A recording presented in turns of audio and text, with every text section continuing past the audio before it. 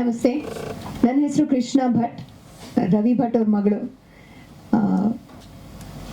ನಮ್ಮ ನಿರ್ಮಾಪಕರು ಲಕ್ಷ್ಮೀಕಾಂತ್ ಸರ್ ಅವ್ರ ಜೊತೆ ತುಂಬ ಹಿಂದಿನ ಪರಿಚಯ. ನಮ್ಮ ಜಯನಗರ್ ಮನೆ ಹತ್ರನೇ ಅವ್ರ ಮಳಿಗೆ ಇರೋದು.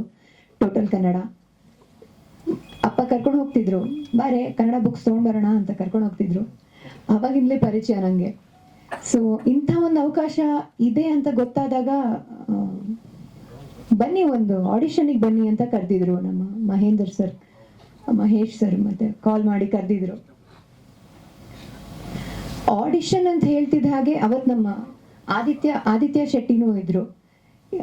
ಇಬ್ರಿಗೂ ಆಡಿಷನ್ ಅಂತ ಹೇಳಿ ಕರೆದಾಗ ಈ ಥರ ಕಾಸ್ಟ್ಯೂಮು ರೆಡಿ ಆಗ್ಬಿಟ್ಟು ಬರ್ಬೇಕು ಅಂತ ಹೇಳಿದ್ರು. ನಾನು ಫುಲ್ ಟೆನ್ಷನ್ ಆಗ್ಬಿಟ್ಟಿತ್ತು ನನಗೆ.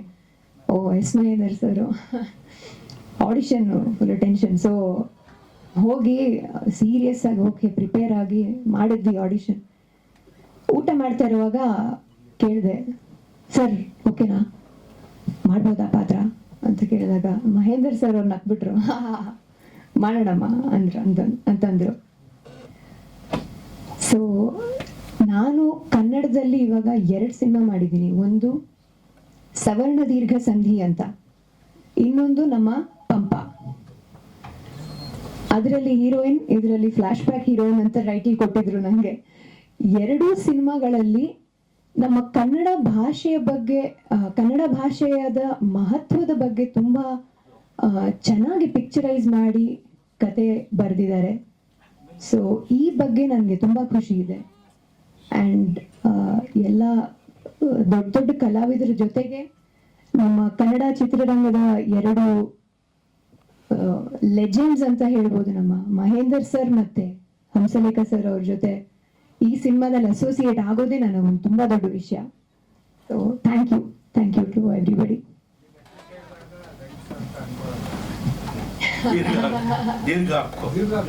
ದೀರ್ಘ ಹಾಕೊಂಡ್ರೆ ಅದು ಫೀಮೇಲ್ ನೇಮ್ ಆಗುತ್ತೆ. ಹೌದು ಹೌದು. ಸವರ್ಣ ದೀರ್ಘ ಸಂಧಿ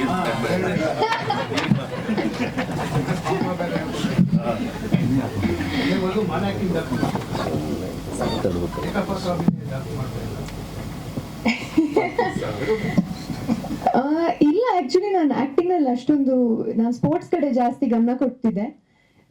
ಚಿತ್ರರಂಗದಲ್ಲಿ ಇದೇ ನನ್ನ ಫಸ್ಟ್ ಫಿಲ್ಮ್ ಆಗಿತ್ತು. ಸೊ ಇದಾದ್ಮೇಲೆ ನನ್ನ ಕರಿಯರ್ ಶುರು ಆಗಿದ್ದು.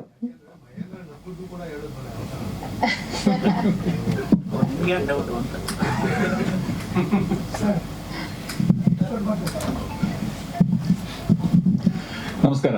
ರವಿ ಭಟ್, ಕಲಾವಿದ.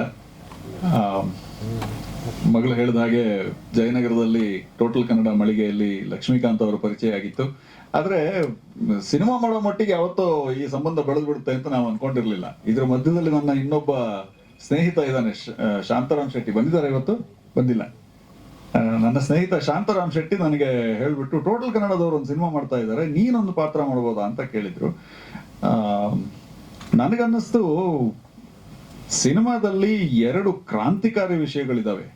ಅದು ಏನು ಅಂತ ನಾನು ಹೇಳಬಾರ್ದು, ಯಾಕಂದ್ರೆ ಸಿನಿಮಾದ ಬಗ್ಗೆ ಇರೋ ಆಸಕ್ತಿ ಹೊರಟೋಗುತ್ತೆ. ಆದ್ರೆ 2 ಕ್ರಾಂತಿಕಾರಿ ವಿಷಯಗಳು ಅದನ್ನ ಕೊನೆವರೆಗೂ ಬಚ್ಚಿಟ್ಕೊಂಡು ಎಷ್ಟು ಚೆನ್ನಾಗಿ ಕತೆ ಹೇಳಿದ್ದಾರೆ ಅನ್ನೋದು ನಾನು ಡಬ್ಬಿಂಗ್ ಮಾಡುವಾಗ ಗೊತ್ತಾಯ್ತು. ಯಾಕಂದ್ರೆ ಅದರ ನೆರೇಷನ್, ಕತೆ ಹೇಳುವಾಗ ಒಂದ್ ರೀತಿ ಇರುತ್ತೆ, ಆಕ್ಚುಲಿ ಸಿನಿಮಾ ನೋಡುವಾಗ ಅದು ಎಷ್ಟು ಇಫೆಕ್ಟಿವ್ ಆಗಿ ಬಂದಿದೆ ಅನ್ನೋದು ಆವಾಗ ಗೊತ್ತಾಗುತ್ತೆ. ತುಂಬಾ ಚೆನ್ನಾಗಿ ಬಂದಿದೆ ಅಂತ ಅನ್ನಿಸ್ತು. ಕನ್ನಡದ ಬಗ್ಗೆ ನಮ್ಗೆ ಇವತ್ತು ತುಂಬಾ ಸವಾಲುಗಳು ನಮ್ಮ ಮುಂದೆ ಇದ್ದಾವೆ. ನನಗನ್ಸೋದು, ಈ ಸವಾಲುಗಳನ್ನ ಮೆಟ್ಟಿ ನಿಲ್ಬೇಕಾದ್ರೆ ಒಳ್ಳೆ ಸಿನಿಮಾಗಳನ್ನ ಗೆಲ್ಲಿಸ್ಬೇಕು ಅಂತ. ಒಳ್ಳೆ ಸಿನಿಮಾಗಳು ಗೆಲ್ಲುವ ಹಾಗಾಗ್ಲಿ ನಿಮ್ಮ ಸಹಕಾರ, ಎಲ್ಲರ ಸಹಕಾರ ನಮ್ಮೆಲ್ಲರ ಮೇಲಿರ್ಲಿ. ಈ ಅವಕಾಶಕ್ಕೆ ಲಕ್ಷ್ಮೀಕಾಂತ್ ಅವರಿಗೆ ಧನ್ಯವಾದಗಳು. ಮತ್ತೆ ಎಸ್ ಮಹೇಂದರ್ ಸರ್ ಅಂತೂ ಕೇಳೋದು ಬೇಡ. ಒಂದು ರೀತಿ ನಿಮ್ಮಲ್ಲಿ ಒಂದು ಸ್ವಲ್ಪ ನೀರಿದೆ ಅಂತ ಗೊತ್ತಾದ್ರೆ ಅವ್ರು ಒಂದು ತೊಟ್ಟು ಹಾಲು ಹಾಕ್ಬಿಟ್ಟು ನಿಮ್ಮನ್ನ ಪೂರ್ತಿ ಹಾಲು ಮಾಡ್ಬಿಡ್ತಾರೆ. ಆ ಥರ ನಿರ್ದೇಶಕರವರು. ಹಾಗಾಗಿ ನಿಮ್ಮ ಹತ್ರ ಏನೋ ಒಂಚೂರು ಇದ್ರೆ ಬಹಳ ಚೆನ್ನಾಗಿ ಬೆಳೆಸ್ಬಿಡ್ತಾರೆ. ಧನ್ಯವಾದಗಳು ಸರ್. Thank you. ನಾನು ಟೋಟಲ್ ಕನ್ನಡದ ಲಕ್ಷ್ಮೀಕಾಂತ್ ಅವರ ಪಾತ್ರನೇ ನಂದು. ನಾನು ಅಮೆರಿಕಾದಿಂದ ಹಿಂದಿರುಗಿ ಬಂದಿರುವಂತಹ ಪ್ರೊಫೆಸರು. ನನ್ನ ಮಗಳು ಕಾಲೇಜಿಗೆ ಹೋಗ್ತಾ ಇರ್ತಾಳೆ. ಆ ಕಾಲೇಜಿನಲ್ಲಿ ಓದ್ತಾ ಇರುವಾಗ ಕೆಲವು ಘಟನೆಗಳು ನಡೀತಾವೆ. ಮಗಳಿಗೆ ಅವಳಿಗಿಂತ ವಯಸ್ಸಿನಲ್ಲಿ ಬಹಳ ದೊಡ್ಡವರಾದಂತಹ ಪ್ರೊಫೆಸರ್ ಜೊತೆ ಒಂದು ಚಿಕ್ಕ ಅಫೇರ್ ಶುರುವಾಗುತ್ತೆ. ಅಲ್ಲಿಂದ ಕಥೆ ತಿರುವು ಪಡ್ಕೊಳ್ತಾ ಹೋಗುತ್ತೆ.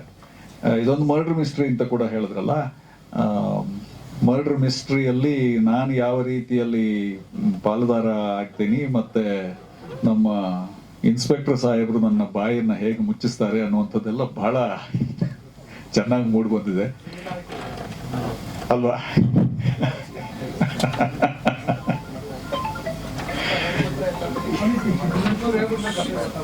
ಅಲ್ವಾ?